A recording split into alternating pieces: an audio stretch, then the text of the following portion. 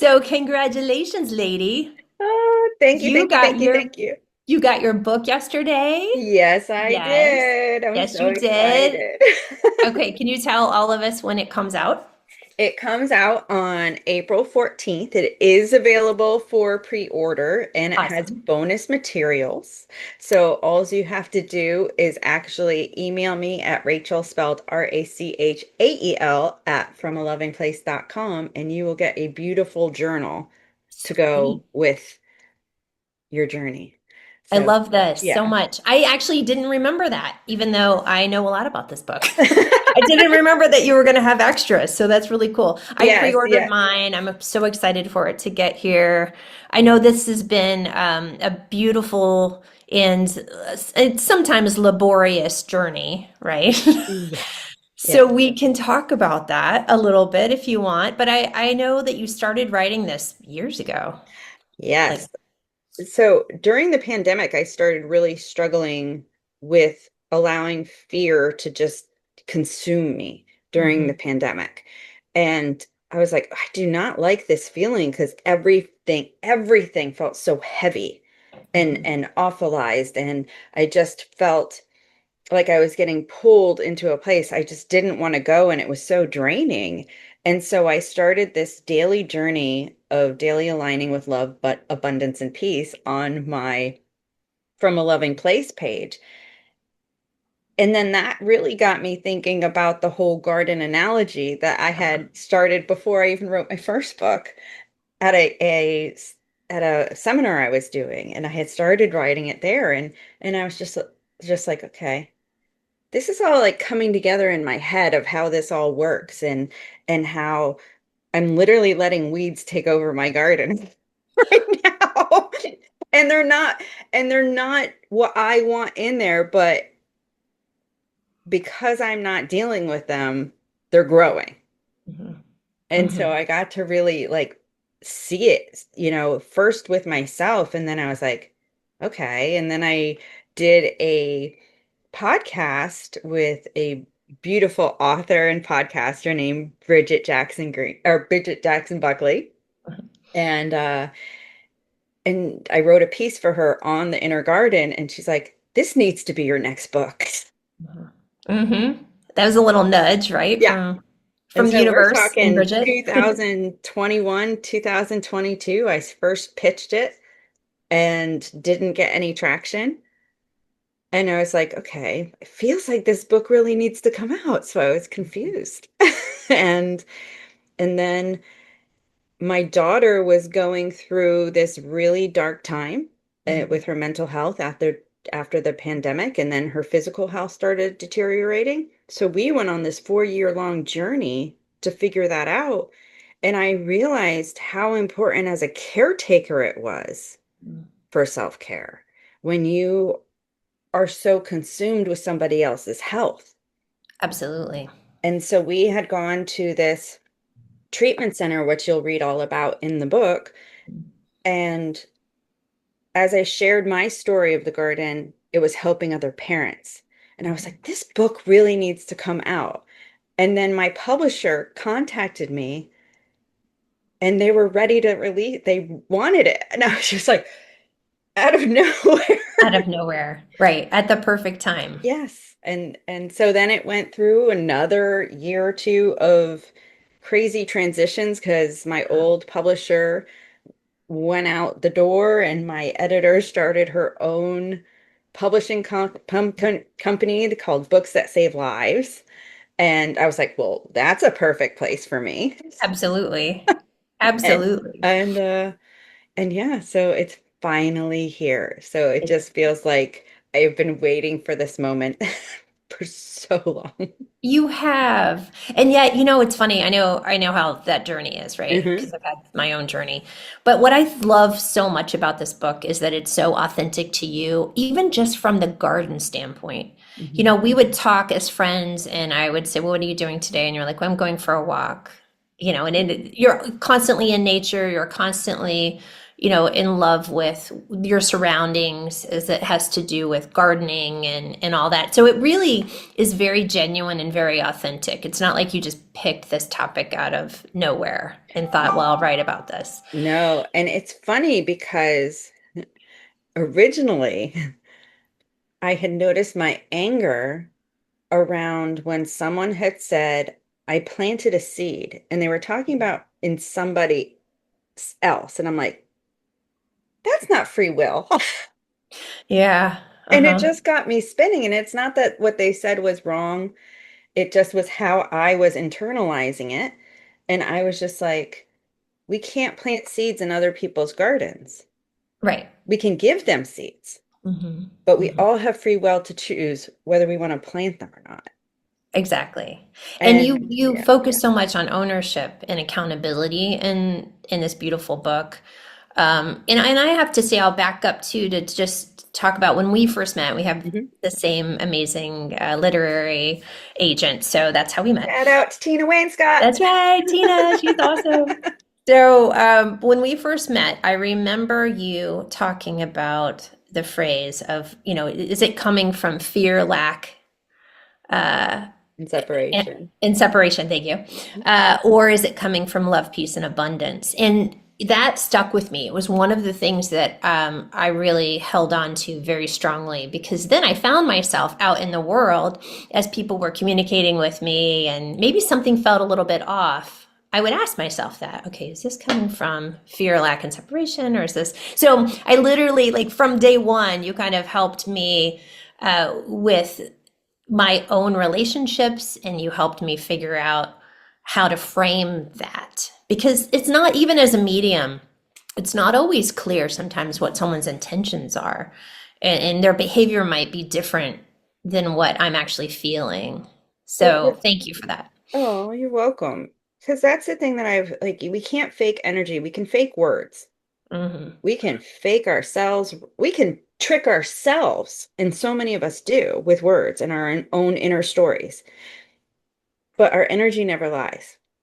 That's Right. why when people even talking about manifesting, if their deepest energy is fear and lack and separation, Mhm. they're not going to attract the abundance Right.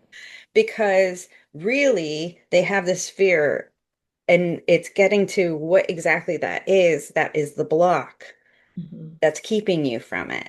And that's what I like to deal with and go really deep into in this book, whereas many other books cover on a very surface level where you can look out and go, oh, that's somebody else. Right. Right. But this book, it's asking you the question. There's no, and it's no judgment at all. It's just asking you the questions to figure out what are your weeds? What are your flowers? What are your seeds? And Hmm. where are you directing your energy? Because just what you said, that that being able to just determine fear, lack, and separation, or love, abundance, and peace, Hmm. it's such a huge part It because is. it's never personal. And as Right. much as we want to make it personal, it's not. It's what energy the other person is in. Yes. And we Yes. don't have to take their seat. We don't have to Exactly. take it. Right. Exactly. So, and that's why I wanted to really give people their power back by just seeing that, seeing the Hmm. stories we attach to if we're taking their seed or if we don't take their seed, Hmm. because it feels Exactly. much different in our bodies either way.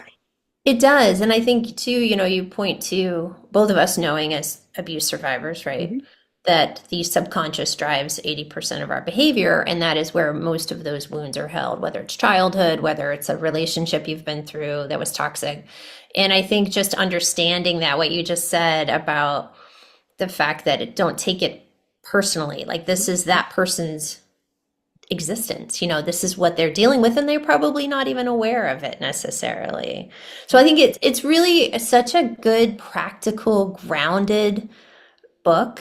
And I think, that's where a lot of people tend to kind of dismiss, I think, sometimes self-help books that get too much in the higher levels of existentialism and all of that. This is literally you've been through it, you've been here, you're doing the work, you will forever be doing the work, just like I will forever be doing the work.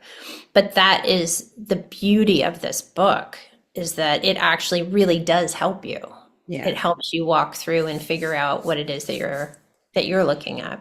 Well, and it makes it your own. Like other Mhm. self-help books, not all, but others I've read, it's there, it separates them from the other person Mhm. Mhm. that's reading it, the reader. So you feel like you're trying to live up to a pedestal of something. And this book has none of that. That's not what this is about. Mhm. It is, we're literally grounded. We're digging in the dirt together.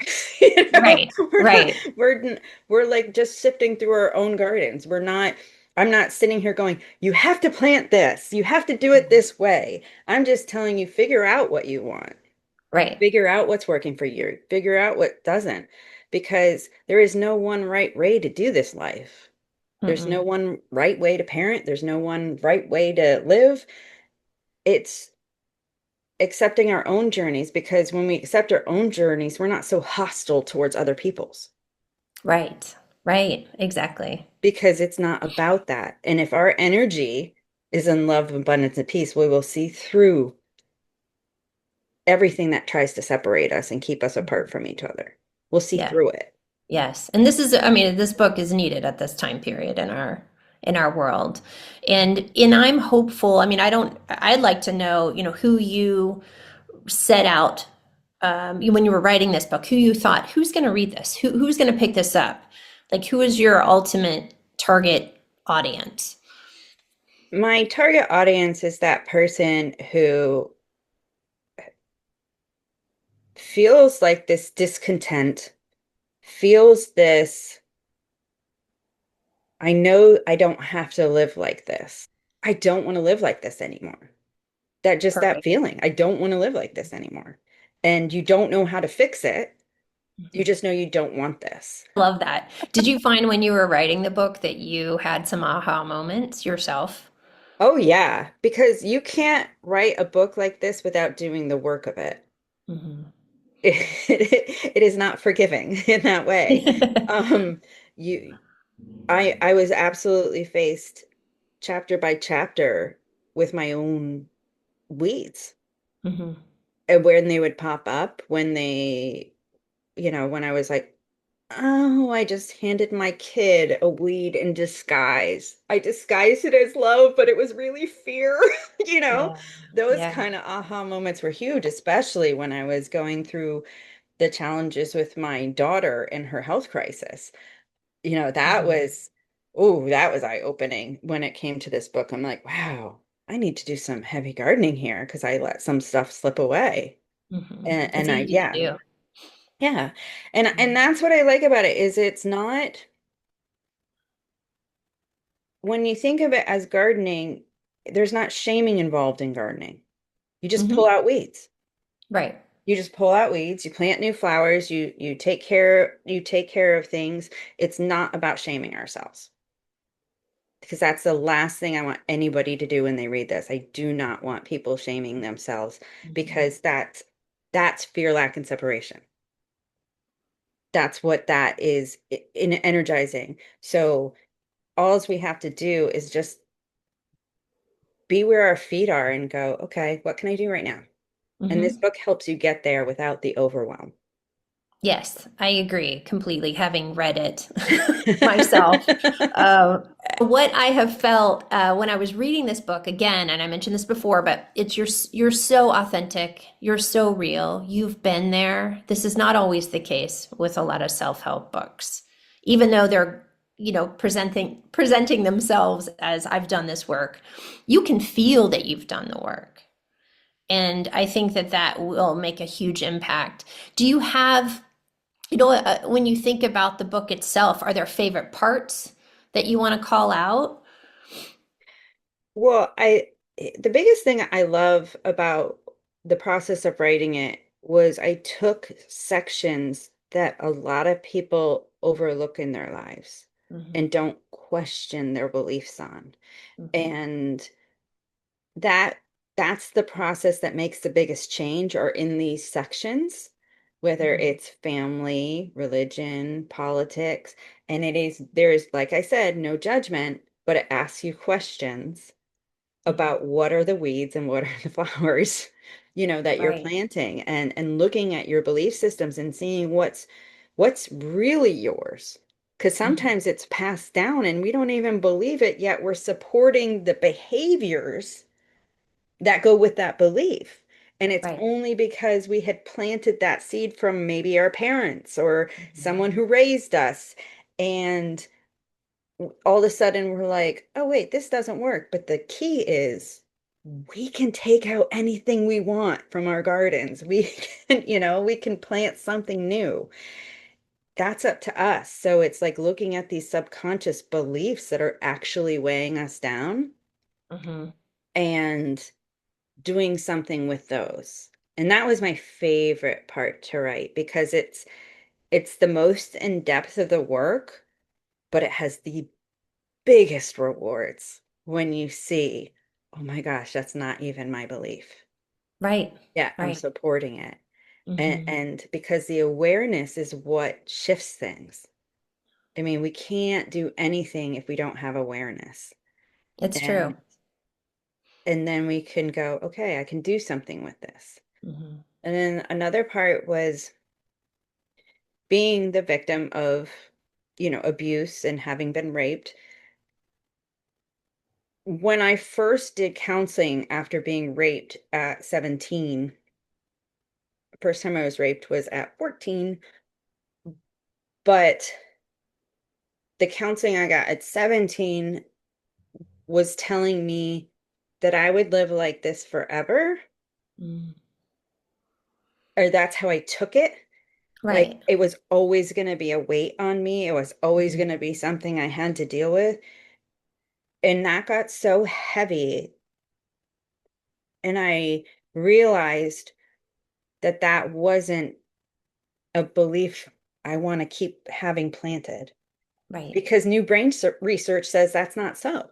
It's That true. doesn't Yeah. have to be. Yes. And so I'm like, huh, the new brain research science is saying Mhm. Mhm. that we can actually change our neural pathways. So that means I have a choice in this. Yes. That's such a good point. Such a good point. And it's interesting that the school of thought, right, when you were 17. Hmm. And what are you, 25 now? I'm kidding. Just You turned look it though. 50. Woo, You look very young. woo, woo. You're very young. Yeah. But just in those, what, 20 years or Yeah. so, how much progress and how much knowledge is out there now about how we can truly transform our lives. And we Yes. can. And I think it does victims a disservice when we don't teach people how to be accountable for our own feelings, because Mhm. that disempowers us. Mhm. And that's such a beautiful, powerful thing to know that our feelings are ours. Mhm. Because then we have control over something. We have something that we can go, okay, I don't like the way I'm feeling right now. What can I do about it? And then actually look. But if we think that we don't have a control over it, we don't look. And so we get into those stories that Mhm. just keep dragging us down. And it's brutal. And if I can help any person Mhm. get out of the stories that keep them stuck, I'm happy. Well, you are doing everyone a service by putting this book out into the world, truly. Thank you. I'm so excited to see it launch. I'm thrilled that as many people, there are a lot of folks that I know and love who have read it and have raved about it, like I have. And I'm excited to see people latch onto it and start to use what you have brought into the world the way I used it, 5 years ago, I think, when we met. You have a very you have such a beautiful way of breaking things down and making them accessible, and I think that's one of the biggest reasons people will be drawn to this book. I also appreciated that you shared a lot of wisdom from a lot of other folks in the book and, authors that you've read 20 years ago when you were doing training in ed. And, those concepts and those things that you share, I think that's such a great thing. It's not all just coming from you, it's coming from a collection of what you've gathered over the years, which I think is also great. Yeah, and that way people can look at the authors I quote, the things that I've written about them, and look at their stuff and see this is where I got my legs for this book. Hmm. This is part of this Yeah, is these are the seeds I planted from these books. I didn't right. plant all of everybody's seeds, Hmm. I planted some of the seeds and some from this book and some from that book. And one of the things I've realized is, and it was a great thing that I learned a long time ago in Al-Anon, was take what you like and leave the rest. Yeah. Because nothing is going to align with us 100% ever. No book is going to align with us 100%. And so if you can just truly think about it this way, we all get the messages we need the way that we best receive them. Hmm. So each person that wrote one of these books, they're getting the messages the best way they receive them, and then they're trying to interpret it for another person. Right. And that's why I say at the beginning of this book, how I wrote it and how you read it are two different things. Such a good line. I just reread that as Yeah, well, and I thought that's brilliant. I love that. Well, because it what do isn't. you, as you're kind of getting ready to see this book launch into the world, Mhm. do you want to talk a little bit about some of the events that you have around the opening? Yes, so Okay. I've made it so that people can either join virtually or join live if you're in Florida. In Florida, in Naples, Florida, there is a launch event. You can go to my events page and see details of all these events. There's book signings all around Florida, and more keep coming in. Then there is the virtual launch that's on Sunday the 19th, so that anybody from anywhere can come. And any event you go to will actually get you a promo code for a 10-week book study with me. So, Oh, and great. that only if you go to an event or pre-order the book do you Mhm. get in for free. So those That's are the two ways to get in for free is to go to an event where you'll get a promo code or go and pre-order the book and send me the Oh, link. I love this. I love that. Yeah. And you said it's a 10-week book study? Yep. So it goes Okay. chapter by chapter, starting with the introduction so that we can get to know each other. And then it will go all the way through all 9 chapters. I love it. I love it. So where can people buy your book People can or buy pre-order? my book anywhere you buy books. Okay. Barnes and Noble, Amazon, bookshop.org. So go any of those places or look at your favorite bookstores and you can order directly from them. They might not have it in the store, but they may be able to order it for you so that it can come to the store or be shipped to you. Awesome. Thank you so much. I'm so excited. I cannot wait. I can't Yeah. wait to attend the virtual. Unfortunately, I can't be there in person, but I am thrilled. And I was honored to write the foreword for the book. Thank you for asking me. I really, Yes, truly and I honored. kept meaning to do that earlier. But yes, I was so grateful that you wrote the foreword because you're someone who literally has seen this journey all the way through for this Yes. book. And Yes. so it meant the And your world work to has me. helped me, So I adore you. I'm so excited for you. And I cannot wait for this to come out. Everybody needs to go pre-order this book. Thank you so much. Welcome. Cultivate the life you were meant to live. Weed out fear, lack, and separation. Plant love, abundance, and peace. Are you exhausted by constant fear, the nagging sense of never enough, or endless cycles of blame towards others, yourself, or the world? In Tending Your Inner Garden, Rachel Wolf offers a transformative guide to uproot the toxic weeds choking your inner world, fear driven stories, scarcity mindsets, and the illusion of separation, and replace them with nourishing seeds of compassion, gratitude, and deep connection. This isn't just self help, it's soul care. With authentic insights, practical tools, and gentle empowerment, Rachel Wolf shows you how to release patterns of lack and cultivate genuine abundance in relationships, purpose, and financial matters. Build an unshakable inner sanctuary amid life's storms and uncertainties.